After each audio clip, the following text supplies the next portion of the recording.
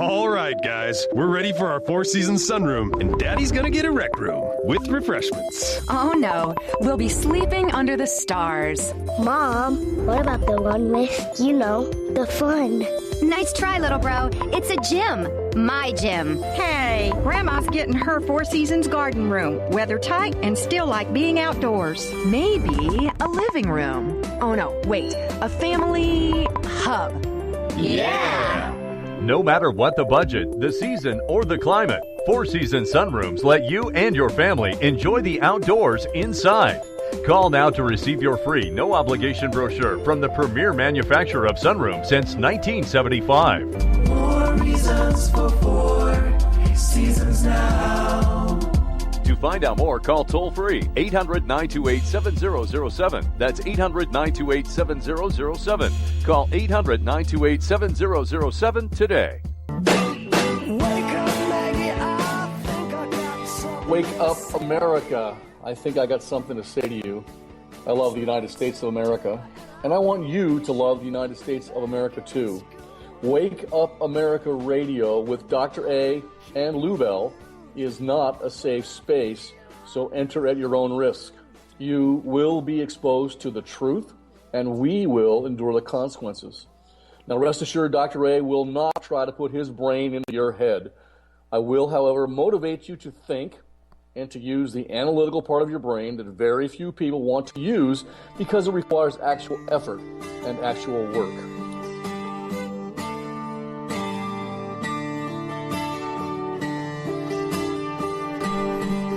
Hello, everybody, and welcome to Wake Up America Radio. Lou, I got to tell you, Dr. A took a virtual beating in the K98 chat room today. During Bloody Marys and broadsheets. I was just innocently offering my sage political advice and analysis. Innocently. And what happened? Bad Juju and Miss Stacy vehemently attacked me for it. And now, folks, offline, Wench... That was not a vehement attack. They gave you back, I'm sure, what you were giving them in the chat room. If you're going to behave that way in the chat room, you've got to expect for them to call you out on the air. That's the way their show works. You see, you always run interference for your little buddy there from the North Georgia studios, the Cornell chick. But and you know what, folks? Offline, Wench Lou Bell, who you all love, was giving me the bum's rush today to get our show done. I mean, I'm beside myself. Oh, dear. You poor thing. It's just nothing like having to scramble jets off of a carrier, is it? No, it's a similar dynamic, but not quite like that. You know what? This last week, in fact, it was just the other day, people asked me this question, Lou. They want to know, why does it seem as though Barack Hussein Obama, our current occupant in the White House and president and chief executive, why does it seem that he hates the United States? And here was the succinct and astute answer that I gave to this question. Barack Hussein Obama is an Islamo-communist. Therefore, he has two reasons to hate all of Western society. All communists hate the United States of America. All Muslims hate the United States of America. I'm sorry, but it is true. He threatened the UK this week. Well, if you want to learn about that, please feel free to read my latest book, Politics in America, Lecture Notes of a Lunatic Professor, and perhaps you might be able to be saved from your thoroughly mind-raped brain. And that's kind of like my opening statement there. You know what, Lou? We are in the middle of a long series about communism and cultural Marxism. And I think it's important that we're doing this to educate the audience because it's what's been happening. I think you said it on the last show. It's been going on since 1919 when Lenin first invented this stuff.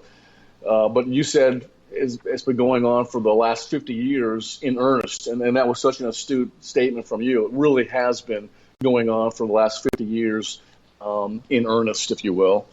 So let's see what we can get through here today on this particular broadcast. This portion of our series is entitled The New Communist Man.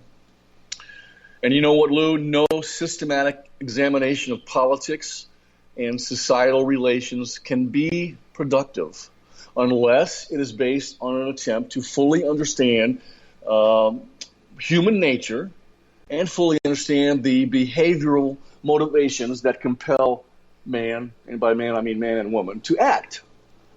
Now, although somewhat archaic in this 21st century era of self-identifying social constructs and smartphone selfies, Greek philosopher Plato's unique perception of the intricacy of human nature, you know what, Lou, that remains quite extraordinary. This is perhaps the primary reason that the ancient Athenian theorist continues to have such a strong impact on Western political thought, precisely because his explanation of politics and political behavior in our societies is grounded on a theory of man's fundamental nature. I might have mentioned this last week, but it doesn't matter what class I teach in universities. I have all of my students read something written by Plato all the time, because it's fundamental. It's so important. Right. So, have you ever read Plato? Of course I read. I was a political science major. You know I read Plato. I'm gaining more respect for Meredith College. You should have respect for Meredith. Well, the social relations and the political dilemmas they, how should I put this, typically engender must never be studied or managed in a state of segregation. At their core, political problems are human conundrums, permeated with all the rational, irrational, and conflicting components that are intermingled in a web of human existence. I wrote that. Was that too intellectual?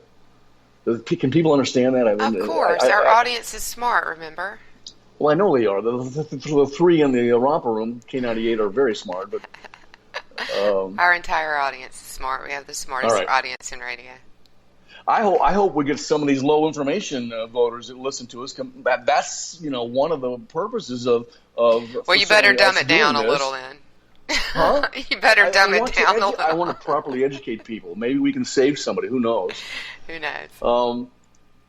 Now, Lynch, taming and domesticating man's unreasonable forces and channeling them into socially desirable demeanor is and should be an overarching goal of political science research and political science analysis.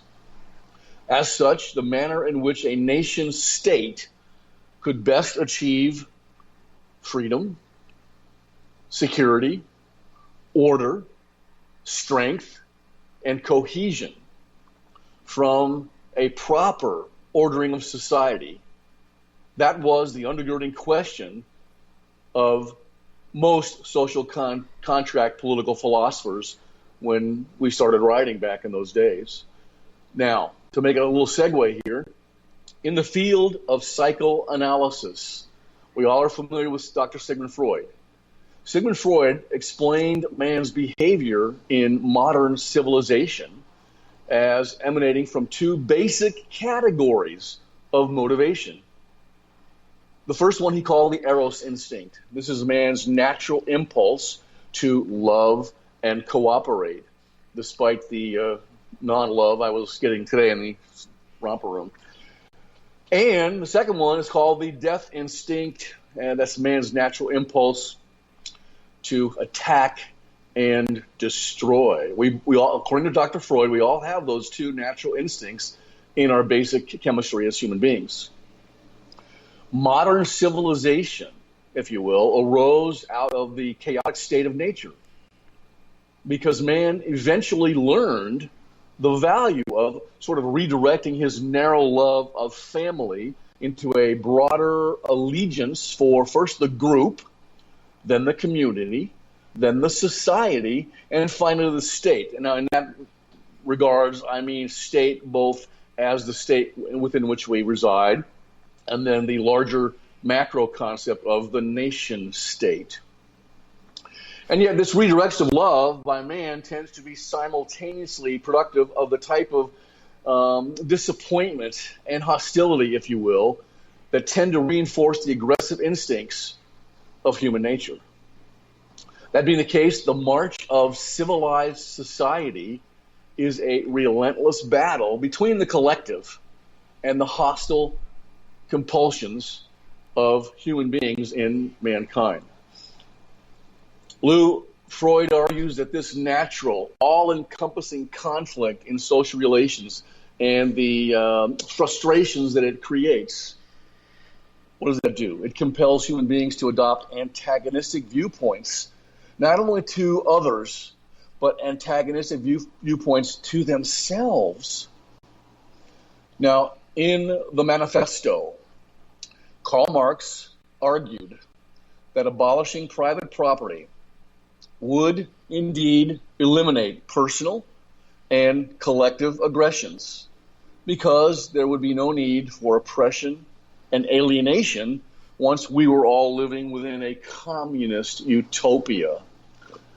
But in any nation where a pseudo-Marxist revolution has succeeded in taking hold, at least temporarily, a reign of socialist tranquility, which I'm sure Bernie Sanders would love to talk about, a reign of socialist tranquility has never been realized, Lou.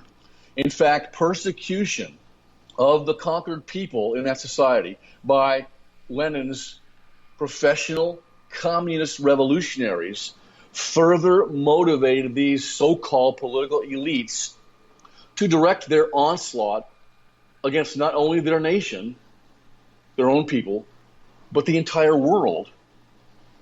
Thus, that was in keeping with the Marxist blueprint that he taught them. Now, to reiterate, Freud stipulates that cultural evolution cannot be fully controlled because of the constant struggle between those competing instinctual forces of love and death. And that these psychological, psychoanalytical models or paradigms are indeed the primary instigators of our behavior as human beings. But you know what, Lou? In the minds of many communist philosophers, if this natural struggle, this natural battle between rival behavioral stimuli could be eliminated through what they call human re-engineering, if they could successfully do that, Lou, a loving, cooperative, socialist utopia would eventually be established and encompass the entire world all over this wonderful sphere that we're living on. Well, that's really interesting because I've never seen anything that looked both socialist and loving at the same time. Well, when they are out of power, they're very loving. But once they get behind the business end of the rifles and the guns, that's when they change. Really? That's when you really? find when out was the who last they time? really Okay, are. so I'm going to challenge you on that one, Dot. When was the last time that you saw a socialist protest and a single person in the crowd seem loving? Not necessarily the Soros-paid activists that we see every day today in the United States, but I'm talking about the so-called elites who are up there on the mantle giving their little speeches like Lenin and Bernie and what's her name, Mrs. Clinton. They sometimes seem to be loving, don't they? They seem to be, but there's a difference between being loving and acting loving. And we know that. Yes. But you got to realize that the people that have been mind raped or are in the process of becoming indoctrinated, they don't realize that. You know what? They desperately want to believe what they're being told, Lou. That's your first mistake. Do not desperately want to believe what you're being told. I used to teach this to my students all the time. Don't even believe anything that comes out of this mouth, people. And I point to my own mouth during class. Find out on your own. Do the requisite amount of research and find out if I'm telling you the truth or not. And it's like Maybe you say I'm in the lying intro, to that you. takes work. Well, of course. Nobody wants to do that. But you have to. I mentioned that in the romper room today. You've got to do that on your own. lest you be indoctrinated, brainwashed, and mind raped. Become part of a cult. Right. That's what's happened. It's no different than what happened in Jonestown with that knucklehead down there that convinced those people to take the cyanide. Thus the metaphor, drink the Kool-Aid. It is drinking the Kool-Aid, and we're going to talk about that as we move forward in this series on cultural Marxism when we get to the part where we talk about the virtual gulag. Most people don't even realize they are in a gulag, virtual though it might be. They're in prison already. They don't even know it. And that's why we're doing this. We're trying to break people out of that prison, break people out of that communist prison so that they can live free lives. You never realize that you've lost a right until you try to exercise it, and it's no longer there. You don't realize what you've lost till it's gone. Exactly. Until you try to exercise it, until you actually try to use it, until you speak, and the government doesn't like what you said, and they put you in prison for it, like the guy who made the video that they blamed Benghazi for. Here's the deal. Don't it always seem to go that you don't know what you've lost till it's gone, and then they pave paradise and put up a parking lot? That was written by Joni Mitchell in the 60s. That's a great analogy. No, it's not till it's gone. It can be gone and you not realize it. It could be gone for a long time and you not realize it until you try to exercise it in a way that they don't like. All these people. Right, exactly. It's already gone. It's been gone. This social reengineering, human reengineering, this is the undergirding principle in the concept known as the new communist man, social reengineering. And it fuels cultural Marxism and political correctness today in the so-called enlightened world. I argue that all human behavior is motivated by need, Lou, not by primitive instincts, as Dr. Freud postulates. In reality, human behavior... Are you there? Yep. I thought I lost you. In reality, all human behavior is motivated by need, not primitive instincts, as Freud teaches. In reality, human behavior follows Abraham Maslow's hierarchy of needs to the letter of his theory. Maslow's hierarchy implies that human beings are prompted to satisfy the basic needs, if you will, before they can progress to other more complex requirements. Maslow, if you don't know, was a humanist psychologist who firmly believed that man has an inborn desire to be what he calls self-actualized and to eventually be all that he can be, as the U.S. Army commercials always say when they're trying to recruit kids to come into the Army. But in order to achieve this sort of pinnacle goal, a number of the more basic needs must first be satiated. Rudimentary necessities such as food, safety, love, of which I didn't get much of today, and self-esteem. It doesn't matter whether you're there or not, Lou. I don't get this in the chat room. Everybody in the chat room loves Lou Bell. If you're there, they love on you. If you're not there, they love on you. And I have to defend myself. Why is that the case, Lou? Because I'm sweet. Actually, I'm mean, but I make people think that I'm sweet. See, I am like a socialist. Oh, dear. And you know what? We wrap it up. We got to go to a break real quick. Okay, sounds good to me. Well, let's go to the break, and I'll come back, and I'll talk about Maslow's theory and what his pyramid looks like. If you want to take a break right now, I'm ready. Okay, we'll take a break, and we'll be right back.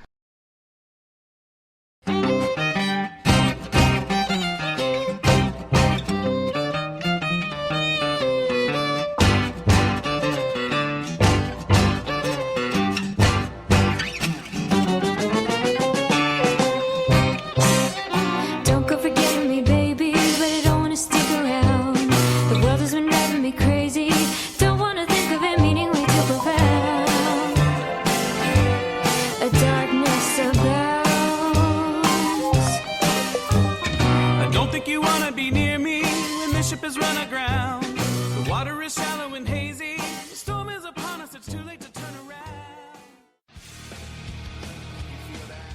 This is JD. And this is Stacy. Join us Tuesday nights, 10 p.m. Eastern, for Game On. Remember, lock up the children and the old folks. Game On, the home of conservative conservatism. Where no one is safe, and no one is spared, not even the hosts. Oh, that was supposed to be a spin cycle. I'm sorry. Yeah, that's okay. We love you anyway. Right round, baby. Self-monitoring right Ebola anyway. radio strikes again. Anyway. Anybody see the host monkey? Where's the host monkey? Where's the host monkey? For God's sake, I need an antidote. Just do your rant. Let's pop out of the segment. Find us on Twitter at JD and Stacy. You're listening to K98Talk.com. I've seen this happen before. And there's a full moon out tonight. I'm a fool, but you can't fool me twice.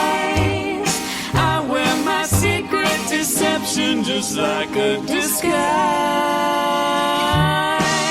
When I reveal myself in the light, stick around and you might pay the price. Enough with the questions, it's time that we said our goodbyes. I knew that this wouldn't be easy. Try not to tie it down.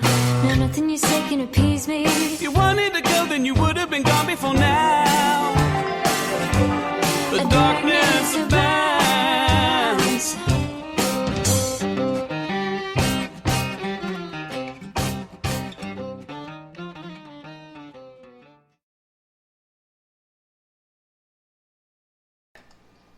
All right, welcome back from the break there, people. Let's continue here with the New Communist Man, our exploration of, cultural Marxism. Now, Maslow's pyramid, it's called a pyramid of need, hierarchy of need. That pyramid depiction of his basic thesis starts with those fundamental needs that are situated at the bottom of that psychological paradigm. And then it progresses upward to the top, where the highest human necessities of all are located. Again, physiological essentials of primitive survival like air, food, water, and sleep, which we all need, obviously, that represents the foundation of this pyramid. We all need those. Next up, after we get those needs taken care of, next up are the security needs, like safety, shelter, employment, healthcare, although there's 95 million people that do not have employment thanks to Barack Hussein Obama and his public policies. Followed up the chain of this hierarchy of need are the social needs. We all have social needs. Needs of belonging, need for love, need for affection. Esteem needs in this pyramid are things like accomplishment, individual value, and social recognition. That's the fourth plateau in this hierarchy, leading upward to the peak demands, which are the self-actualization desires of mankind that we all have. The apex of Maslow's pyramid is the point in human existence where people are, how should we put this, self-aware, and people are secure enough in their lower cravings, having been met, that they can now safely, listen to what I said, safely pursue things like personal growth and fulfilling their human destiny. Dr. Arrington, Dr. A, as Miss Stacy likes to call me, you know what, today, you know what she kept calling me in the romper room, Lou? She was so condescending to me. She called me Randy. Why would she not call you Randy? And that's, I thought everybody called me Dr. A. She called me Randy. She was condescending to me. How is calling you by your first name condescending? That's familiar. Is it condescending when I call Hillary Clinton Mrs. Clinton? It's simultaneously condescending and respectful. Well, no, you call her that. You call her that intentionally to be condescending. I do, but so it's also if Stacy calls you Dr. A, maybe that's condescending, and calling you Randy is being nice and familiar. She's being friendly to me. I know. Okay, I have sat across the table from her. Yeah, and shut my mouth as I was sitting there. Maybe she calls you Randy when she's trying to keep from slapping you around a little bit. Okay, she might call you Randy when she'd really like to be throat punching you. I love her, and I love bad juju as well. You know that. Okay, so let's continue. Randy teaches that all human behavior is motivated by need. Let's give us some examples. I'm going to Disney World in a couple weeks. I drink water from a water fountain at Disney World. Why? Because I'm thirsty. I take a class or two at a community college, local community college, so that I can eventually find a good job, make money, and buy bottled water and feed myself. I hand you a bouquet of fresh flowers. This would be a woman, by the way. I am a hetero. I hand you a bouquet of fresh flowers so that you might develop affection for me.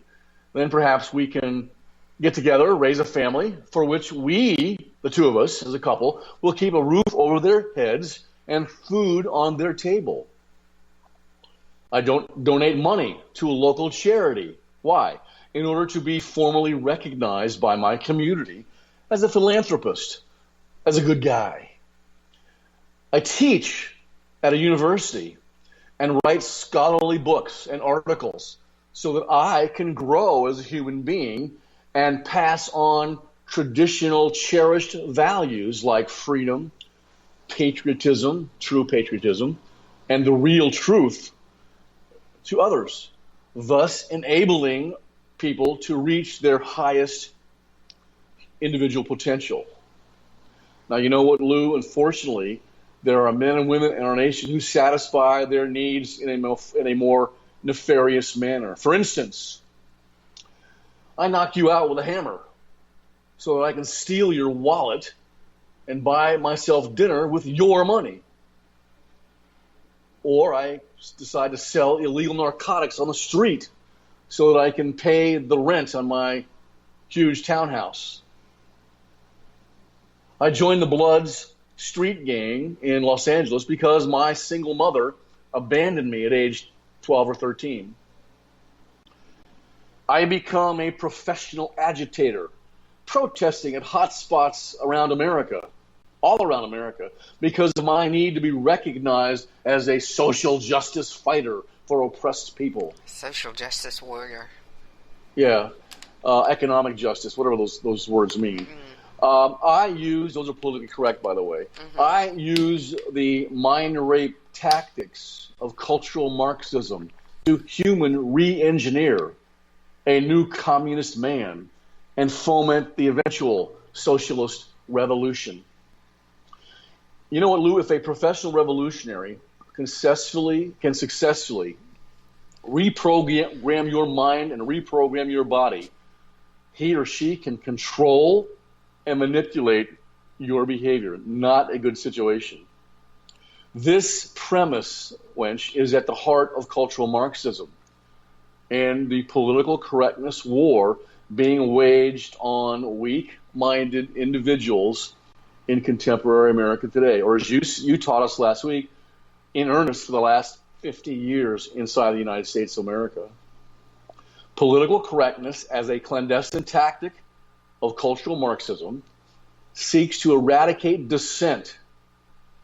It seeks to generate homogeneity of thought, of attitude, and of demeanor in all Americans. And for the record, I said it had been at least 100 years. I should listen to the show once we do it. I think it's been a century. Yeah, I think it's easily been a century. You're right. It's true. Now, as such, it is indeed totalitarian at its very core, because the objective is the inevitability of communist domination, permeating and penetrating deeply into the culture and character, which was mentioned today in the romper room, the character of men and women. Cultural Marxism attempts to absorb individuals, then recast them as a new creature in the image of Marxist dogma. As I was saying that during the show, I thought about characterizing cultural Marxism as a blob. Remember the movie The Blob? Sort of, yeah. And the blob starts coming, and it grabs people and just invades them and envelops them and takes over their body, and absorbs them into that blob, and then they no longer are alive, at least in the normal sense of what they were alive. And it grows as it does so. Exactly, and that's what's happening right now. Cultural Marxism is a blob. I like that. We just thought of that. Yeah. Okay. Cultural Marxism, again, attempts to absorb everybody like the blob and create a new creature in the image of Marxist dogma.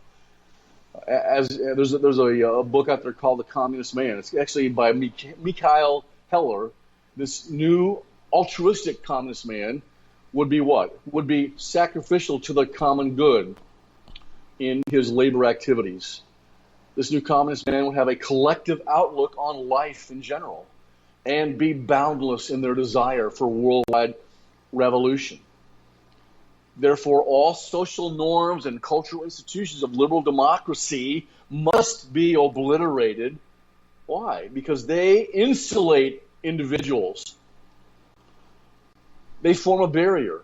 They insulate the individuals from experiencing the assault of alienation, rendering them with a false consciousness with regard to Marx's classic class struggle. To produce this contrived level of conscience in the new communist man, the old attitudes, Lou, had to be systematically chipped away at, leaving people socially and culturally unprotected from that blob, utterly defenseless, and thus receptive to the human re-engineering process. Please don't ever be receptive, folks, to the human re-engineering process. Cultural Marxists, when this occurs, could then utilize their vast arsenal of propaganda tools to complete the process of creating socialist zombies, sort of a communist walking dead, Lou, if you will. What do you think of that so far? A communist walking dead. Yeah, and it's very.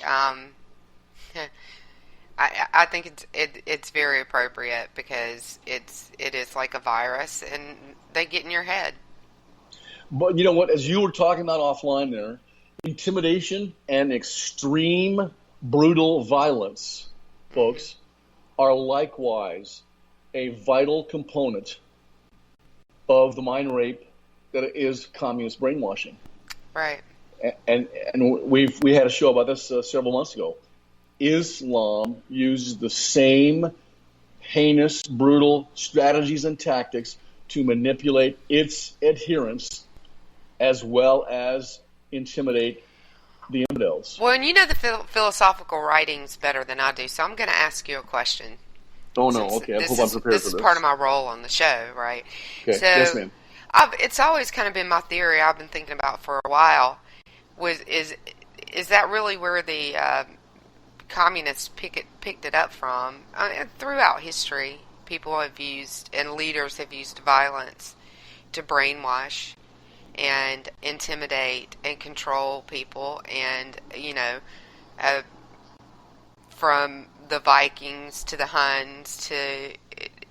So, did the communists just carried that through into their ideology, no? Well, yeah, that's very astute analysis. And the Islamic version of it has been around, again, for centuries. Fear, we're talking about human nature, folks. Fear is a tremendous motivator. Even the Lord God himself instills fear in his creation. He wiped out the entire planet when he instructed Noah to build that ark and save, two of each kind and put his family in there and start over again. He turned people into pillars of salt when they, look back. He told you not to look back. Fear is a tremendous motivator, Lou. That's why torture works. Yeah. This newly interpreted version, if you will, of Marxism, it views the dominant political culture of society as the primary catalyst of the eventual class struggle, not the oppressive economic conditions that they were enduring. This innovative interpretation was adopted and honed by cultural Marxists like Antonio Gramsci, Lukács, and Herbert Marcuse, because workers of the world did not rise up and unite and bring about the proletarian revolution as Karl Marx had first predicted would occur.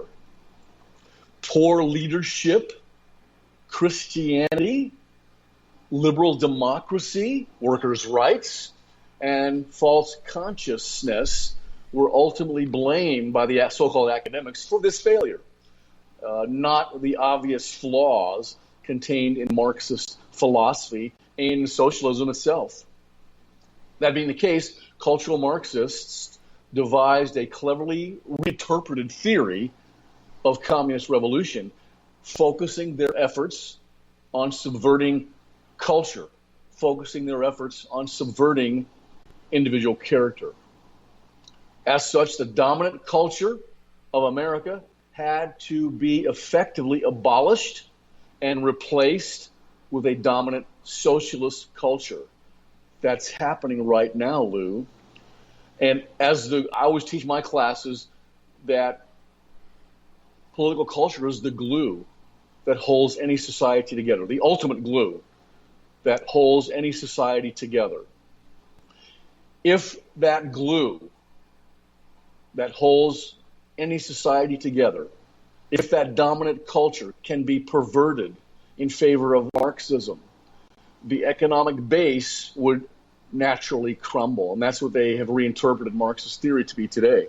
Cultural Marxists actively attempt to manipulate man's thought process using constant bombardment. So before you go too much further with that, with regards to the economic base, would that mean that anyone in our government now with socialist leanings that were trying to reach that end of a socialist society in America, could they be undermining our economic system on purpose? Absolutely. That's exactly what's happening. If you can convince mind rape people into behaving the way you want them to behave, in other words, behaving in with a cultural Marxist supremacy as their underlying source of motivation, you can completely destroy the economic system. Barack Hussein Obama is doing that right now on purpose, using Saul Alinsky tactics, another one of these cultural Marxists using mind rape tactics to destroy America. And if you can get 95 million people out of the workforce and dependent on the government for their very existence, you are chipping away and successfully destroying the economic base, because eventually you run out of other people's money. And keeping in mind that they're doing this to solidify their own power. It is about their power. Exactly. And Marxism, socialism, communism is not for the people. It's not for the people that run it, the professional revolutionaries. It's for the people in the much hated, disgusting, unwashed masses, which you and I are in. It's for us. It's not for them. They live in this rarefied air. Once the socialist nation takes over, socialist philosophy takes over, they don't succumb to that. They're up there in the rarefied air, shopping at their own little stores that are fully stocked with bread and all the stuff that they need, the essentials, where you and I would have to stand in line to get our one loaf of bread, and the moms would have to stand in line for their one package, maybe a half a package of diapers. It is a disgusting environment. Communism, folks, trust Dr. Ray on this one subject, never works. Never. It only is partially successful for a limited period of time while they have you at the pointy end, the business end of their guns, and they scare you, like Lou was saying earlier. They make you succumb to their desired behavior with fear and destruction so that you just shut up and stand in line. That's what they do, Lou. And you know that. Yes, I do know that. In today's environment, the primary targets of communist infiltration using that political correctness arsenal they have at their disposal. The primary targets in America are conservatism, family lineage and heredity, education, the system, capitalism, social justice, sexual restraint. In other words, relieving the restraints on sexual behavior, media, the establishment, political institutions, patriotism, police, national loyalty, the military, university students, alienated groups, asocial groups, poor blacks. You know what, Lou, from this cultural hegemony, a fresh consciousness and a new communist man would be created and be ripe for Marxist revolution. And on that note, why don't we take a break, Lou? You know what? That's a great idea. It's time for a break, Doc. We'll take a quick one, Okay. and we will be right back.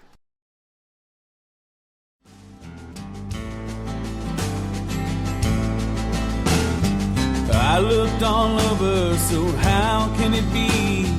Here comes the wrecking ball, swinging at me.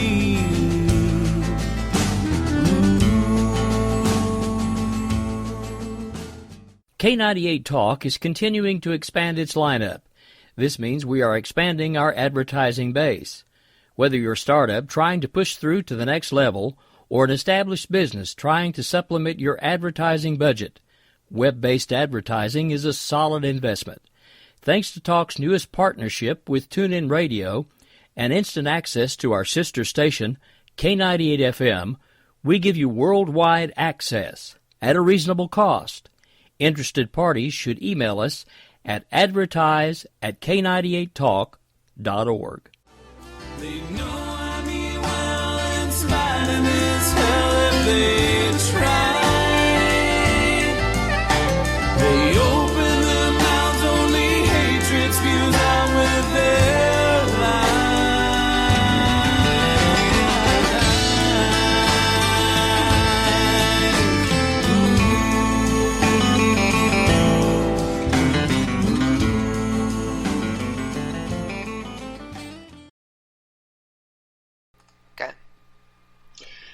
Okay, folks, here is Dr. A's final analysis. The very nature of political correctness and the cultural Marxist message of sensitivity, diversity, and tolerance are tantamount to snake oil salesmen of the old West days. Don't let communist infiltrators rape your mind, people. Resist them. Resist the blob, if you will. Don't buy their repackaged bottle of Marxist oil. Mr. Obama is a communist community organizer in the mold of Vladimir Lenin, as we were talked about earlier, and Lenin creating this stuff, as Lou said 100 years ago. Mrs. Clinton is a radical Marxist whose mind was raped by Saul Alinsky. Bruce Jenner is not a woman. Rachel Dolezal is not an oppressed black female. Don't be fooled by this stuff, people. Think for yourselves, which was mentioned today on JD and Stacy's wonderful show that I listened to, Bloody Marys and Broad Sheets. You know what, Lou? That's the sort of the end of this segment, if you will, for our broadcast on cultural Marxism. We'll get to the virtual gulag next week. But as I understand it, people, Wench Lubell has some breaking news that she wants to bring up and mention to the people in the audience. So, Lou, what have you got for us? Well, it's something really interesting that I've watched develop on Twitter with one of the jihad-fighting ghosts, and this is a lone ghost called Wachula Ghost, who is been around for, since the beginning of Op ISIS. and he has found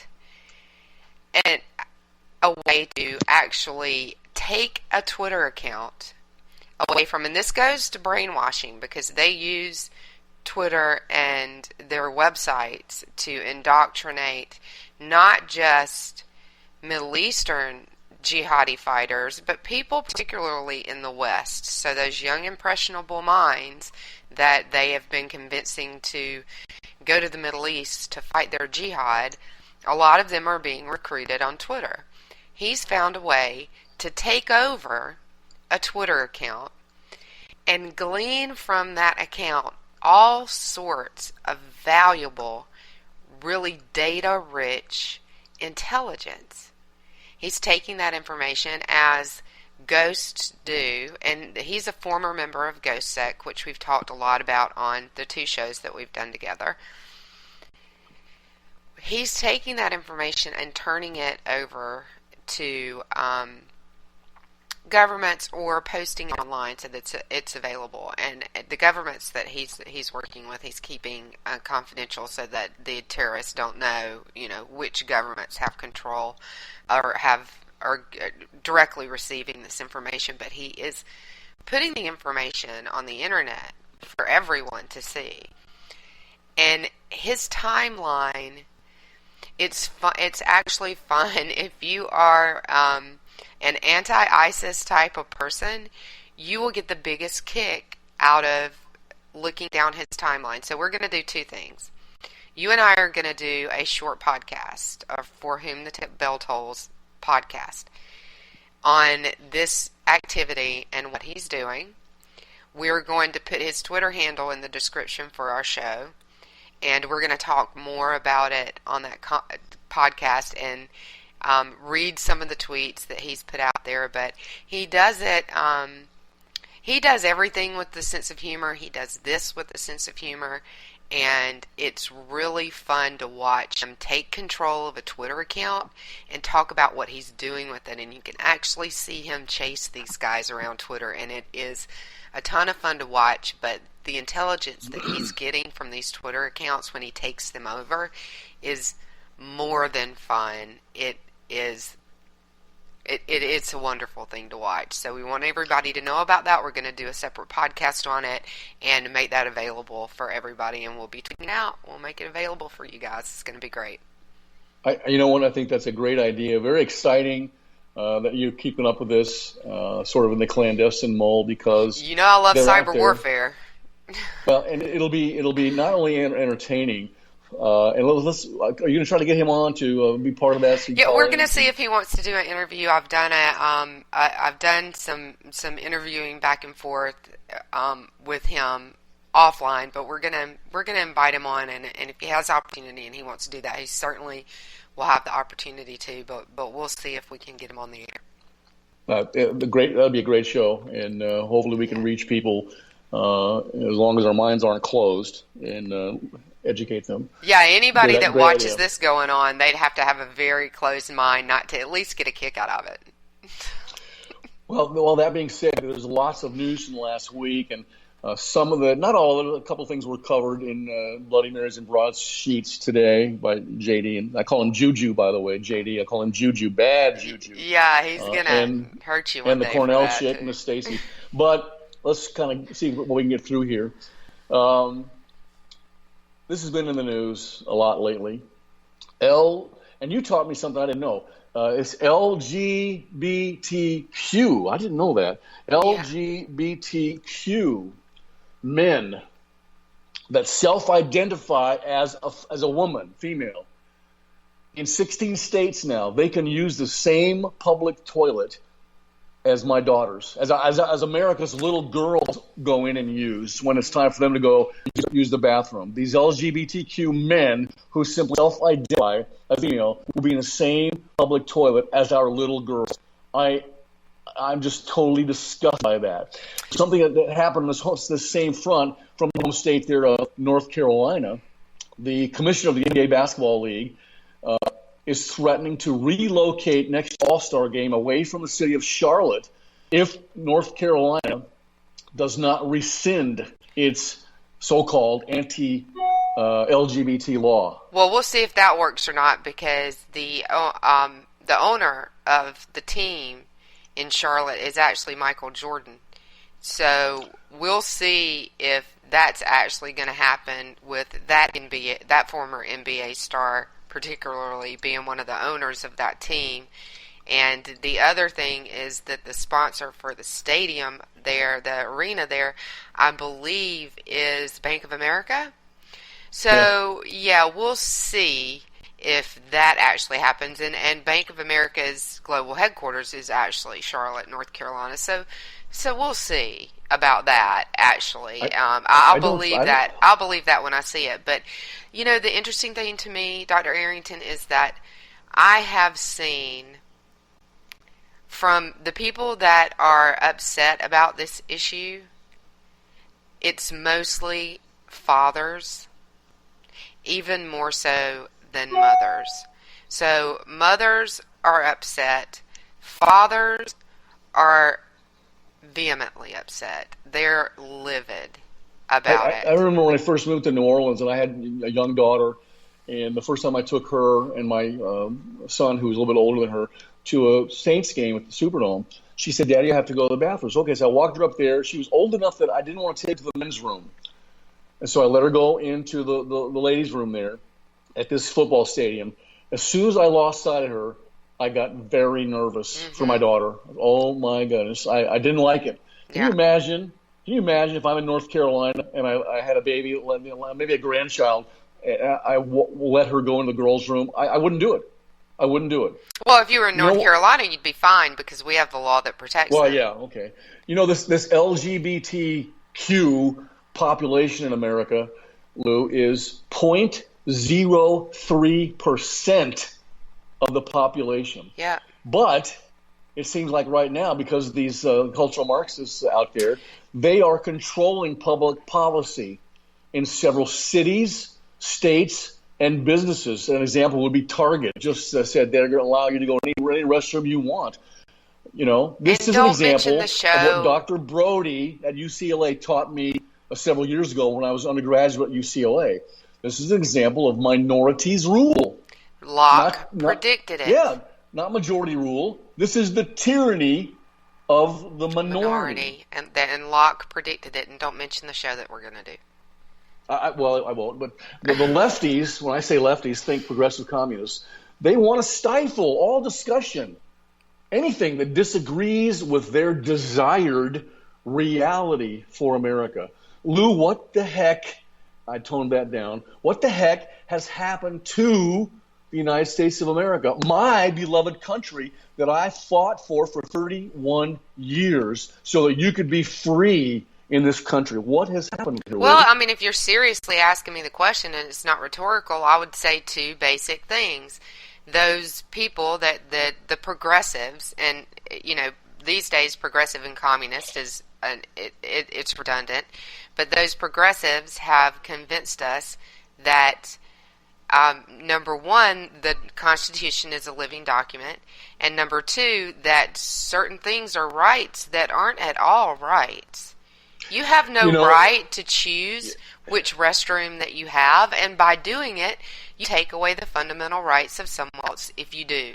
So if you have a right to choose which restroom you use, then I have the right to choose which restroom I use. And by a man entering the women's restroom that I choose to use because it's a women's restroom, it's no longer a women's restroom. Right. Your favorite president, Obama, his administration is currently suing a school because they will not allow a teenage boy to use the girls' bathroom, the girls' locker room, and actually shower in the girls' shower. They're suing. Are they that stupid? Well, again, I live in North Carolina. If you want me to be surprised about the federal government suing anyone, you need to talk to somebody in another state, because I think there's like 6 different laws of ours that they've sued us over. They made us move our primary just for our representatives. So while we primaried every other election in the state, our state representatives have to have a primary in June, and they had 8 weeks to campaign for it. So they had to register, announce, Well, and they did it in the separate order because of the filing dates. We're so close to the election date. So they announced, they filed, and they have to be primaried within 8 weeks. We've got believe it or not, folks, we have a brand new psychological diagnosis that has been created by these so-called wordsmith thinkers. It is called gender identity disorder. A 6-year-old boy in Colorado has been diagnosed with gender identity disorder, and they won a lawsuit allowing him to be able to use the girls' bathroom at that school. You know what, Lou? What will these so-called educated wordsmiths in psychology think up next? What will they conjure up next? Harvard admissions rejection syndrome? Beverly Hills home ownership economic incapability disorder? Last place finish, but give them a trophy anyway, psychological salve as a prescription? And you know, it's funny you laugh at that, but there's a group of mega liberal Harvard-educated lawyers and current Harvard faculty members who just 2 weeks ago, or maybe it was a week ago, they want educational justice or opportunity justice. They are lobbying for free Harvard education for black students. Why? Because of past discrimination and a history of, here it goes, folks, white privilege and financial prejudice and discrimination at Harvard. I want to go to Harvard, but I don't have the money to do that. I wouldn't go to Harvard if you paid my tuition. Well, I'd go walk the grounds and see what it looks like. But, you know, Great Britain are still our number one friends, along with Israel. But because of who's in the White House and his antagonistic view, the first thing he did when he got in the White House, you know what he did? He sent back the bust of Winston Churchill. Yeah. What an idiot. Great Britain just issued a travel advisory to its citizens, warning them about visiting North Carolina, your home state right now, and Mississippi. Listen, folks, trust Dr. A on this one subject. Obama and the communist progressives have fundamentally transformed the United States of America. Freedom of religion and freedom of speech have been successfully compromised in the United States of America, and the rest of the world knows it. Our founding principles are being tossed into the dustbin of history. And if the useful idiots, the mind-raped morons, put Mrs. Clinton into the White House for the next 8 years, the United States of America will not survive. We will collapse and cease to exist as a free nation, throwing America and the entire world into utter chaos, folks. Trust me on that one subject. Absolutely. And that's a wrap, Doc, and I think you ended on a pretty good note. So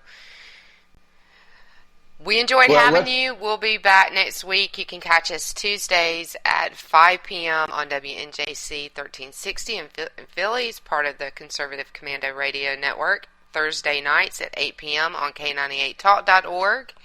Say goodbye, Doc. Goodbye. Let freedom ring. God help us, and speak the truth. Endure the consequences. So long, everybody. Have a great week.